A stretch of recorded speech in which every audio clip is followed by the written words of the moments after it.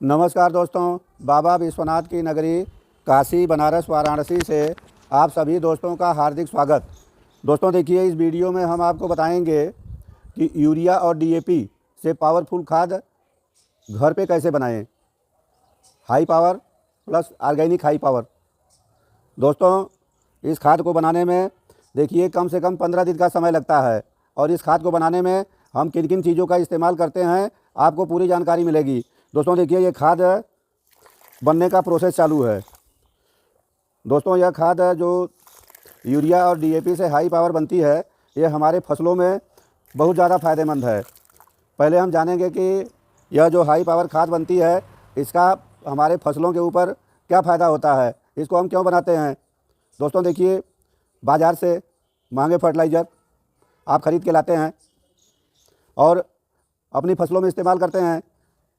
Chemical fertiliser हमारे वातावरण के भी अनुकूल नहीं होते हैं, हमारे पर्यावरण को ख़राब करते हैं। दूसरे, उनकी कीमत बहुत महंगी होती है। तो ये ऑर्गेनिक फर्टिलाइज़र का इस्तेमाल करने से हमारे पेड़ पौधों के ऊपर कोई साइड इफ़ेक्ट नहीं आता है, कोई इससे नुकसान नहीं होता है। जो कुछ भी होता है फ़ायदा ही फ़ायदा होता है। तो दोस्तों देखिए, इस पावरफुल खाद को आप घर में बनाना सीखिए। इस खाद को आप बहुत कम खर्चे में तैयार कर सकते हैं। खर्चा इतना कम कि नगण्य, खर्चा जीरो, बगीचा हीरो। इस खाद को बनाइए और इस्तेमाल करिए। थोड़ा सा आपको मेहनत करना होगा। दोस्तों देखिए, इसका जो सबसे पहला फ़ायदा है, ये आप देख सकते हैं। इस खाद को जिस किसी भी पौधे में हम इस्तेमाल करते हैं, उस पौधे की ग्रोथ बहुत ज़्यादा होती है। बहुत से लोग क्रोटन के पौधे का फूल नहीं देखे होंगे। देखिए, क्रोटन का फूल है, ये बहुत कम पौधों में दिखाई देता है। इसमें बीज होता है, इसको बीज से हम उगाते भी हैं इसका पौधा। ऑर्गेनिक हाई पावर का इस्तेमाल करने से ये देखिए, फूल के पौधे में फूल की साइज़ बहुत बड़ी बड़ी आती है और कलियाँ ज़्यादा बनती हैं। आप देखिए, मेरा ये डहेलिया का पौधा कितना हेल्दी है और इसमें कितनी नई नई ब्रांचेज निकली हैं। दोस्तों देखिए, कटिंग से उगाए गए पौधों की जड़ों का फैलाव बहुत अच्छी तरह से होता है। ये जड़ें आराम से फैलती हैं और कोई कटिंग मरती नहीं है। हमारी कटिंग का 100% रिजल्ट आता है। अभी देखिए, हमने गुलाब की कटिंग लगाया था, इसकी फ्लावरिंग भी देख लीजिए।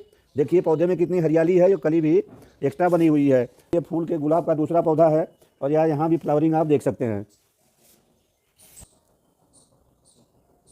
दोस्तों देखिए, इसके इस्तेमाल से पौधे की हाइट बहुत तेज़ी से बढ़ती है। ये देखिए, नाग चंपा का पौधा है, इसकी हाइट देखिए कितना तेज़ बढ़ी हुई है। बहुत ज़्यादा हरियाली आती है। प्रकाश संश्लेषण की क्रिया बहुत अच्छी तरह से होती है, क्लोरोफिल बनता है। और ये हमारे देखिए कितना हरा भरा पत्ता है मोरपंख का। देखिए, ये फूल का पौधा है, केवड़ा केतकी प्लांट। इसकी आप ग्रोथ देख सकते हैं। ये मेरा अमरूद का पौधा है और इसमें कितने अच्छे फल बने हुए हैं। ये बड़े बड़े साइज़ के फल हैं। ये अमरूद का दूसरा पौधा है। इस पौधे में भी हम ऑर्गेनिक हाई पावर का इस्तेमाल करते हैं। और का पौधा है, फल की साइज़ बहुत बड़ी होती है। अगर इस हाई पावर फर्टिलाइज़र का इस्तेमाल किया जाए तो फल की साइज़ बहुत बड़ी होती है। ऐसे ही देखिए, मिर्च का पौधा है और कितने अच्छे मिर्च बने हैं। पौधा भी एकदम हरा भरा है, कोई भी पत्ती आपको ख़राब नहीं दिखाई देगी। ये इस तरह से हमको जानकारी मिली कि इसके इस्तेमाल से जिस पौधे में कभी कली नहीं आती है, फूल नहीं आता है, तो कली और फूल आने लगता है। जिस पौधे में फल नहीं बनता है तो वहाँ फल बनना लगता है। फसल में, सब्जी में, फल के पौधे में, फूल के पौधे में ग्रोथ भी ज़्यादा होती है और हमें उपज भी ज़्यादा मिलती है। तो इस फर्टिलाइज़र को बनाइए और इस्तेमाल करिए। दोस्तों देखिए, इस फर्टिलाइज़र को बनाने में जो सबसे पहली चीज़ का हम इस्तेमाल करते हैं, ये देखिए गोबर के उपले। दोस्तों देखिए, दो शब्द आता है, एक उपला और दूसरा कंडा। ये देखिए, उपला जलाने के लिए इस तरह से तैयार किया जाता है, ये उपला है। और दोस्तों देखिए, ये कंडा है। ये जो गोबर अपने आप कहीं पड़ा होता है, सूख जाता है, उसको कंडा बोलते हैं। तो आप इस फर्टिलाइज़र को बनाने में इस उपले का भी इस्तेमाल कर सकते हैं और इन कंडों का भी इस्तेमाल कर सकते हैं। तो दोस्तों देखिए, ये उपले और कंडे कैसे होने चाहिए, इस बात को आप जान लीजिए। उपले या कंडे जो भी आप इस्तेमाल कर रहे हैं, कम से कम 6 महीना पुराना हो और अधिक से अधिक 1 साल से पुराना नहीं होना चाहिए। अब तमाम लोग यह बताते हैं कि जितना पुराना होगा उतना ही अच्छा है, लेकिन यह बात सही नहीं है। दोस्तों, ये कंडा जो है 6 महीने से लेकर 1 साल के बीच में, इसमें सूक्ष्म जीवाणुओं की संख्या बहुत ज़्यादा होती है। और जैसे उपला 1 साल से ज़्यादा पुराना होता है, धीरे धीरे इसमें से सूक्ष्म जीवाणु नष्ट होने लगते हैं। तो आप जब भी इस्तेमाल करिए, उपला 6 महीने से लेके और 1 साल के अंदर का हो। दोस्तों देखिए, दूसरी बात यह आती है कि किस गोबर के उपले का इस्तेमाल करें या कंडे का इस्तेमाल करें। तो आपको जो भी कंडा या उपला मार्केट में अवेलेबल है, जो आपको आसानी से मिल सकता है, आप उसका इस्तेमाल कर सकते हैं। वह कंडा या उपला भैंस का भी हो सकता है, गाय का भी हो सकता है, भेड़ बकरी का भी हो सकता है।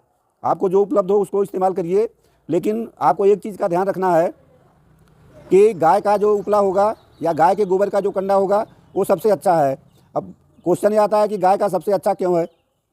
तो दोस्तों वही एक बात है कि जो गाय के गोबर होता है, तो गाय के गोबर में सूक्ष्म जीवाणुओं की संख्या, माइक्रो ऑर्गेनिज्म की संख्या बहुत ज़्यादा होती है। तो अगर गाय का मिलता है तो इस्तेमाल करिए, न मिलता है तो जो भी अवेलेबल है उसका आप यह ऑर्गेनिक हाई पावर्ड फर्टिलाइज़र बनाइए और इस्तेमाल करिए। इसका बहुत फ़ायदा आपको मिलेगा। दोस्तों अब हम इसकी विधि समझेंगे, और विधि बताने से पहले आपसे एक निवेदन, यदि आप मेरे चैनल में नए हैं और अब तक आपने मेरे चैनल ग्रैंडपा गार्डन को सब्सक्राइब नहीं किया है तो कृपा करके मेरे चैनल को सब्सक्राइब कर दीजिए। वीडियो को अंत तक देखिए। अगर वीडियो अच्छा लगे तो लाइक करिए। दोस्तों अपना कमेंट दीजिए। हम वीडियो में आगे बढ़ते हैं। दोस्तों देखिए आपको करना क्या है और इनकी हमें कितनी मात्रा चाहिए। तो आप पहले कंडों या उपलों की मात्रा समझ लीजिए। अगर आपको 5 लीटर लिक्विड फर्टिलाइज़र बनाना है तो आपको 1 किलोग्राम गोबर के कंडे या उपले चाहिए। उपलों की व्यवस्था कर लीजिए। अगर आपको 10 लीटर बनाना है तो 2 किलोग्राम उपले की व्यवस्था कर लीजिए। और अगर आपको 100 लीटर तैयार करना है तो 20 किलोग्राम उपले की व्यवस्था करिए।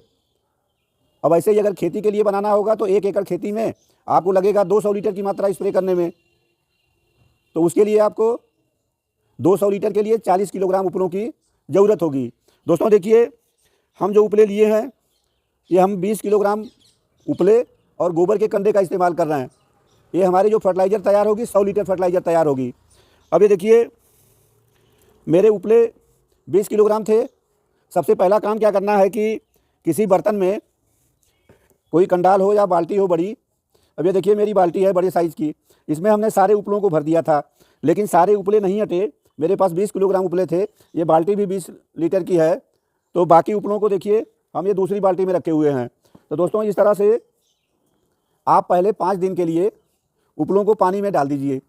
ये देखिए 5 दिन ये सब हम उपले भिगोए हैं और ये देखिए इसमें सब तमाम उपले हैं।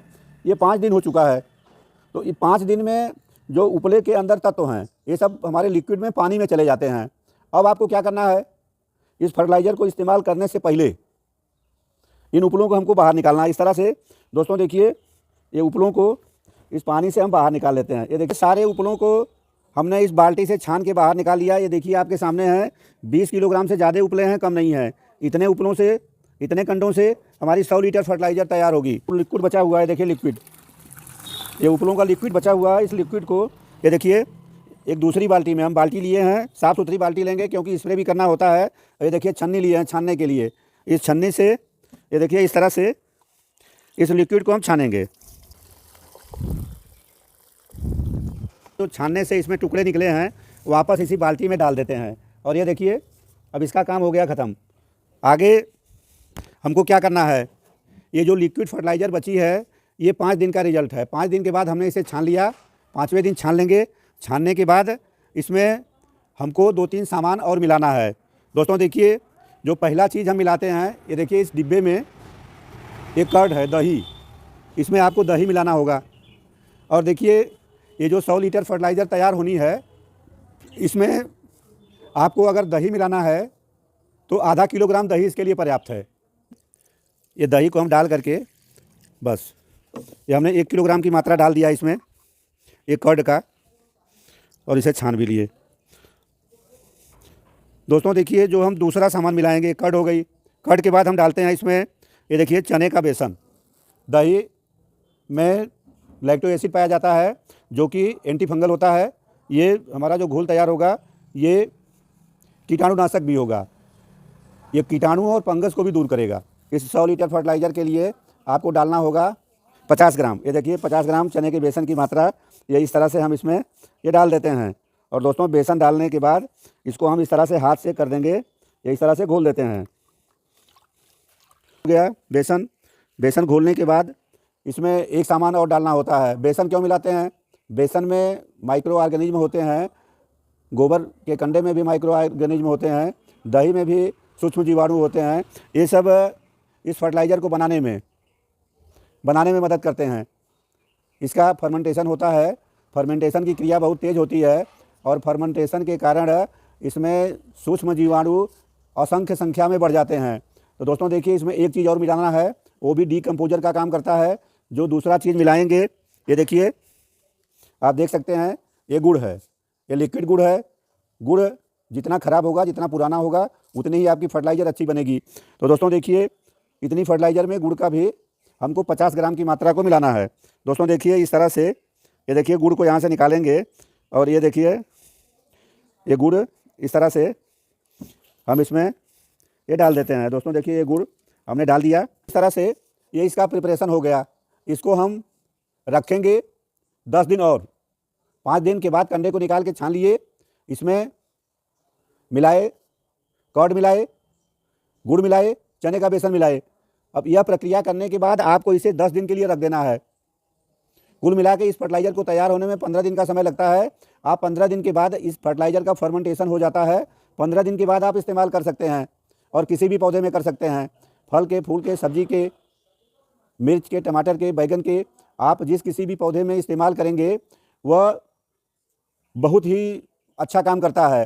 दोस्तों देखिए, यह फर्टिलाइज़र पौधों के लिए एकदम से अमृत के समान है और इसके मुकाबले कोई लिक्विड फर्टिलाइज़र नहीं बन पाती है। अब 10 दिन के बाद आपसे मिलते हैं, कैसे इस्तेमाल करना है उसके बारे में हम आपको बताएंगे। इसको हम रखेंगे 10 दिन के लिए किसी ठंडे स्थान पे। इसको बरसात के पानी से बचाएंगे। अगर गर्मी का दिन है तो तेज़ गर्मी में नहीं रखना है। तेज़ गर्मी में रखने से सूक्ष्म जीवाणु मर जाते हैं और हमारा फर्मेंटेशन सही से नहीं हो पाता है। तो इसको जब भी रखना है, छाया में रखना है। अभी हम इसे, ठंडक का दिन है तो कहीं भी रख सकते हैं क्योंकि धूप बहुत तेज़ नहीं निकलती है। अब दोस्तों 10 दिन के बाद आपसे मिलते हैं। दोस्तों देखिए, इसके इस्तेमाल का तरीका जानिए।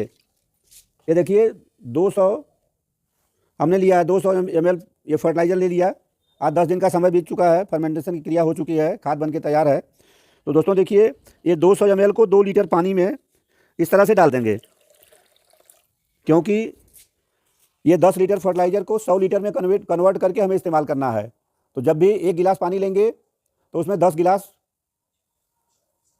भी यह हाई पावर फर्टिलाइज़र लेंगे, उसका 10 गुना पानी मिला करके अपने पौधों में इस्तेमाल करेंगे। इसको हम इस्तेमाल करेंगे अपने आम के पौधे में और इसको इस्तेमाल करने से हमारे आम के पौधे में ग्रोथ बहुत ज़्यादा होती है। देखिए, ये मेरा आम का पौधा है, 5 साल पुराना है। इसकी ग्रोथ देखिए कितनी अच्छी ग्रोथ है। तो इस फर्टिलाइज़र को हम अपने आम के पौधे में, ये देखिए, इस तरह से ये डाल देंगे। इसके जड़ के पास में हम समय समय पे इस फर्टिलाइज़र का इस्तेमाल करते रहते हैं और इसी का परिणाम है कि ये इतनी अच्छी हमारे आम के पेड़ में ग्रोथ आती है। दोस्तों देखिए, इसका स्प्रे हम अपने ये गुलाब के पौधे में करते हैं। ये देखिए, अच्छी तरह से स्प्रे कर देना है और किसी भी पौधे में आप स्प्रे करेंगे तो इसकी ग्रोथ में 3 दिन में आपको विकास दिखाई देता है। ये देखिए, मेरा गुलाब का पौधा, ये फूल भी देख सकते हैं। ये देखिए कितना बड़ा और कितना अच्छा फूल बना है। दोस्तों देखिए, इस तरह से आप ऑर्गेनिक हाई पावर्ड फर्टिलाइज़र बनाइए, अपने गार्डन में, अपने खेती में इस्तेमाल करिए। इसका रिस्पांस आपको बहुत अच्छा मिलेगा। दोस्तों आगे फिर किसी वीडियो में आपसे मुलाकात होगी, उससे पहले आप मेरे चैनल ग्रैंडपा गार्डन को सब्सक्राइब कर दें। बहुत बहुत धन्यवाद। नमस्कार, जय हिंद।